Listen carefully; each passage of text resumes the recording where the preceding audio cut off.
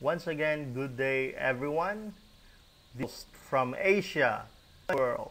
This is ADOBE Pro 101. Today is our third day and we have a new lesson for our Adobe Photoshop tutorial.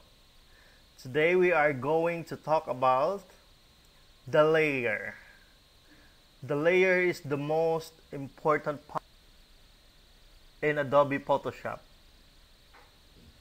Without the layer, if you don't know the layer, effectively all the tools here in the tools palette as we have talked about before. So how to for the layers palette? Simply click here, window, then there is a drop down menu and you have here the layers palette. Okay, here we go. This is our layers palette. Okay, and this is our document. We have here the Adobe Photoshop text. Okay, you have to take a look at the layer here. We have the background and the Adobe Photoshop, which is the text here. This is our text. So every time you will make changes or you will add, okay, for your design, you have to for its corresponding layer. Because for example, you cannot edit the Adobe Photoshop text here if your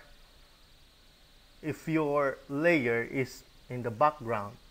So make sure you are selecting the Adobe Photoshop text layer here in the layers palette.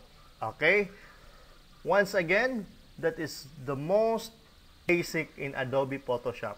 You have to look for the layer in the layers palette, or you can right click above like this, right click, and you have here the Adobe Photoshop. You have to right click and you have your background, and you can see here it's switching. Okay, here I want to highlight this one by right clicking the Adobe Photoshop. Right click Adobe Photoshop.